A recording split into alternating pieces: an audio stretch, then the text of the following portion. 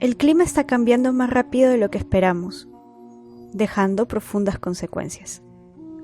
Mientras en una parte del planeta las inundaciones y el aumento del nivel del mar obligan a la gente a escapar, en otra parte, en cambio, las sequías y la falta de agua amenazan el futuro de muchas personas. En pocos años, viviremos un éxodo masivo.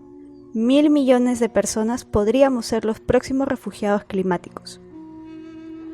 ¿Pero quiénes son los que migran? A climate refugee is someone who's moving away from the coast, decided to pick up and leave because they've seen too many floods and their home has been wiped out. A climate refugee is a farmer in a country where it's gotten too hot and too dry and they can't subsist anymore and they have to move to the city. A climate refugee is someone who got caught in a wildfire and their home burnt up and now they have to go and find a totally new place to live. A lot of times these people are moving not just within their country, but across international boundaries. And that creates situations that really have to be focused on by governments because they can really get out of control.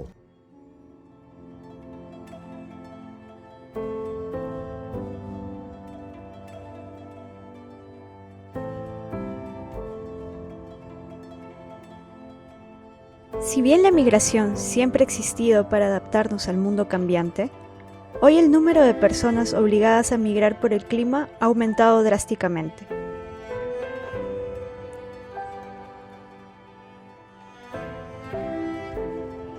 Tan solo en el último año, más de 24 millones de personas tuvieron que migrar dentro de sus países debido a desastres. Una cifra que triplica el número de desplazados por la guerra en ese mismo año.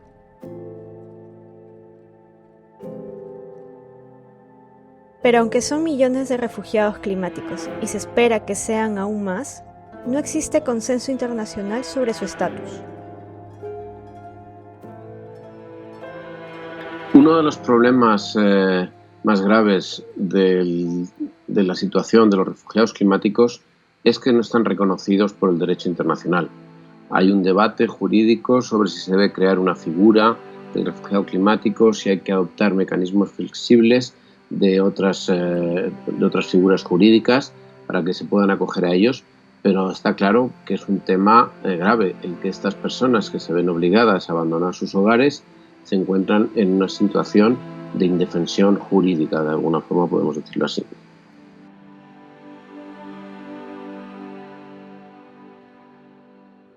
El hecho de que no haya una denominación internacionalmente acordada, bajo mi punto de vista, tiene un problema importante, y es que si no hay un concepto comúnmente acordado, ¿cómo lo vas a cuantificar? Y para mí, por ejemplo, el hecho de que no haya unas cifras concretas, entre otras cosas, se debe a que no hay una denominación unitaria a nivel internacional. También esta definición no existe porque, claro, no hay ningún instrumento tampoco que lo regule a nivel jurídico. También implica una desprotección muy grande y una falta de voluntad política a la hora de tratar este tema. Hoy no existe consenso internacional sobre quiénes son refugiados climáticos, desplazados o migrantes ambientales. Algo tan simple como un nombre hoy conlleva grandes consecuencias en cuanto a la protección que pueden recibir. A esto se suma, además, que para los mismos migrantes es difícil estimar cuándo su movimiento se debe al clima. Otro de los problemas que tenemos a la hora de abordar el tema de las migraciones climáticas es que los propios migrantes no son conscientes de esa condición de migrantes climáticos. Es decir, cuando ellos se han visto obligados a abandonar sus residencias habituales y trasladarse a otro país o a otra región, no achacan directamente al cambio climático la causa de esa migración. Por una parte es lógico, porque al final el cambio climático es el punto final de un proceso de degradación ambiental de muchas décadas, de muchos años, y el que los perjudicados vean el vínculo de una serie de cómo se han ido agravando las sequías o cómo ha habido unos fenómenos climáticos mucho más severos, más prolongados, es muy difícil que ellos lo relacionen con su situación personal. Por tanto, es difícil estudiar y seguir la pista a gente que como sí misma no se refleja como migrantes climáticos. Y es que es muy complicado a veces ver que la causa subyacente, lo que está ahí debajo de los factores de migración, es el cambio climático. Y para las personas en sí que lo viven, también es muy complicado en sí, porque es mucho más claro decir, pues es que me estoy yendo porque estoy buscando una vida mejor, porque quiero un nuevo trabajo o porque donde estoy hay mucha violencia, que entender que detrás de eso puede estar el cambio climático. Y justamente también por eso es muy difícil tener cifras. De hecho, en la actualidad muchos migrantes tienden a subestimar el clima como factor de su situación.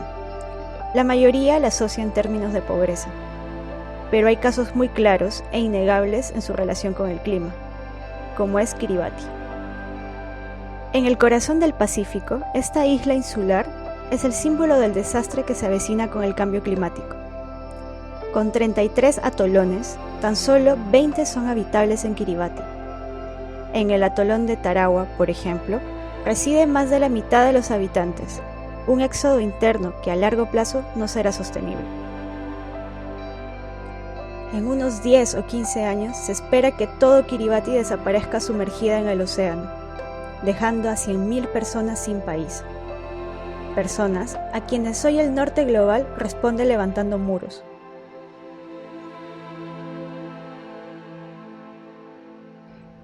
Mientras son los mismos países del norte global los más industrializados y los que más contaminan, los del sur viven sus consecuencias. Lo más grave de esta situación de migraciones climáticas es que está afectando a los que, fundamentalmente, a los que menos culpa tienen del mismo. Es decir, los países del norte global son los que han provocado con su desarrollo industrial, con su ritmo de vida, con sus prácticas extractivas, etcétera, etcétera, este cambio climático, y lo están padeciendo de manera más severa los países pobres que han tenido muy pocas emisiones históricamente.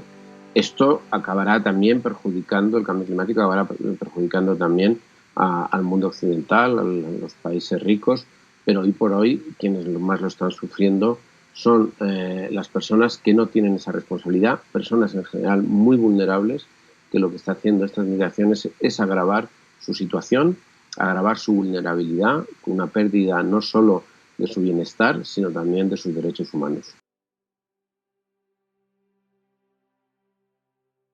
Hoy en día, en el contexto internacional, el interés porque las personas se puedan movilizar de una manera libre y en la que se garanticen sus derechos no predomina. Creo que es la base de las migraciones climáticas y del cambio climático en sí. Es decir, desde que el norte global, como un concepto no geográfico, sino en sí, para estar como está hoy en día, ha tenido que expoliar y sigue expoliando otras regiones de todas las formas posibles para enriquecerse. Y esta expoliación aparte ha llevado una contaminación increíble, por eso las naciones del norte global son las más contaminantes a nivel histórico. Si bien estas naciones, esta parte del mundo se ha enriquecido y vive así hoy, lo ha hecho eso, expulsando a otros y luego cerrándole las fronteras, porque queremos que pase la economía, que fluya, etcétera, pero no las personas que nos interesan para el capital. Entonces, en el caso de las migraciones climáticas, para mí es súper obvio ver cómo, pues eso, hemos contaminado en esta parte y en la otra ya están sufriendo los impactos del cambio climático mucho más fuertes. Esta realidad la vemos a diario en el corredor seco de Centroamérica, donde las migraciones climáticas se han convertido en la única estrategia de supervivencia. En 2018, por ejemplo, el retraso de las lluvias arruinó hasta un 70% de las cosechas de los agricultores de la zona. Hoy se cuentan por centenares los hogares donde al menos uno de sus miembros ha tenido que emigrar.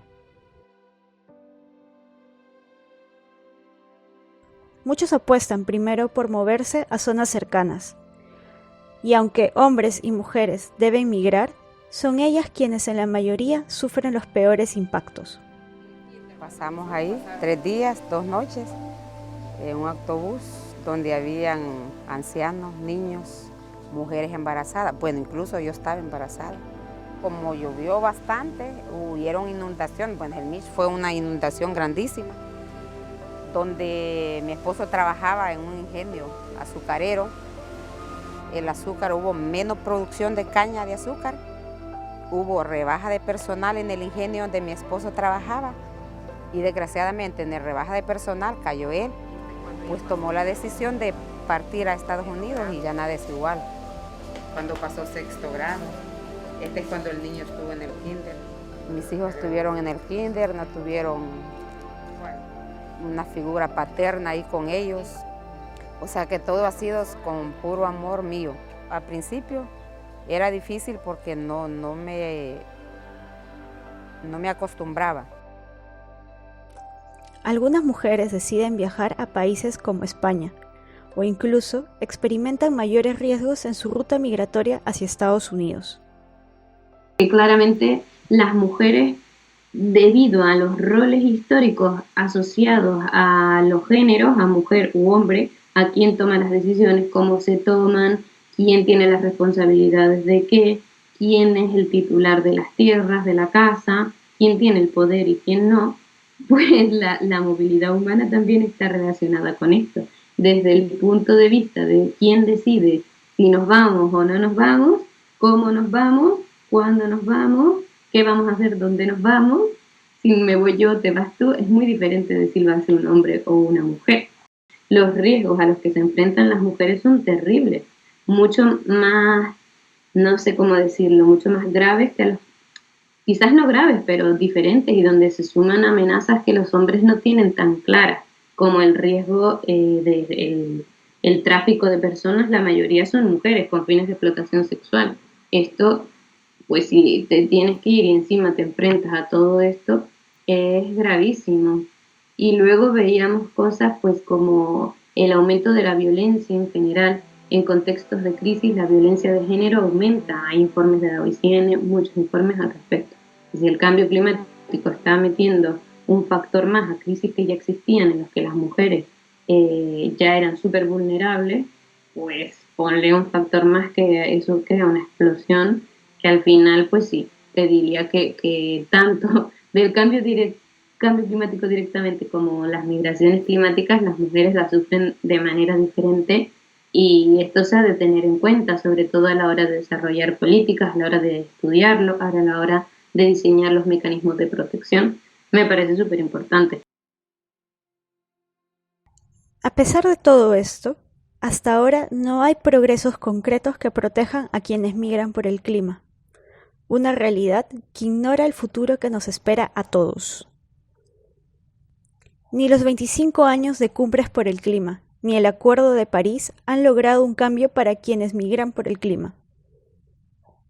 Tampoco han logrado afrontar la raíz de este problema, la crisis climática que vivimos. El mundo nos está mirando y espera soluciones concretas, mayores por nuestra parte. Por eso no estamos satisfechos.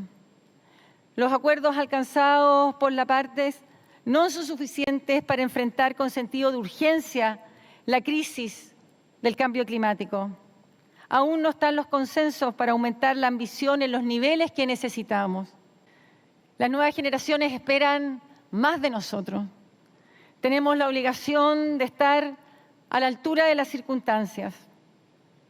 Las nuevas generaciones, las mujeres, los niños del mundo entero nos piden una respuesta más sólida, más urgente y más ambiciosa para poder actuar.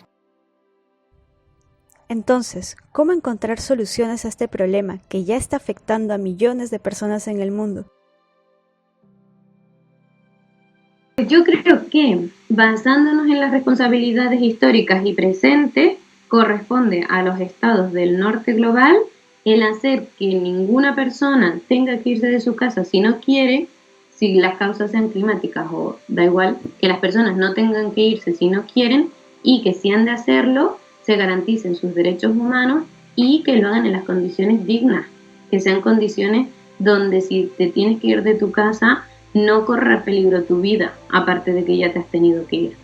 Yo creo que es súper importante que los gobiernos trabajen en esto desde la cooperación al desarrollo, desde el enfoque que quieran, pero que es imprescindible.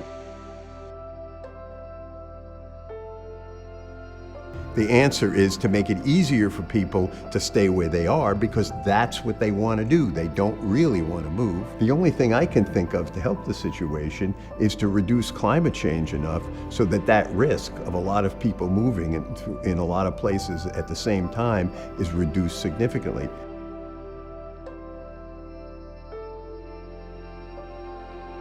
Desde el lado ciudadano hace falta muchísima más empatía para entender que las personas no son otras, que somos todas, que a cualquier persona nos puede pasar y que nadie se va de su casa de esta forma por amor al arte, que son personas que están sufriendo un montón y que si eligen eso es porque la vida que tenían era terrible, porque nadie se va de esas maneras porque quiere. Y hace falta que conozcamos muchas más estas realidades, tanto de migraciones climáticas como otras, los impactos del cambio climático en general, y que seamos conscientes que si sabemos, también hemos de actuar y hemos de presionar, por un lado, a las clases políticas, sobre todo, que nos representan, para que actúen. Y, o sea, sin una ciudadanía informada, las clases políticas no van a hacer nada.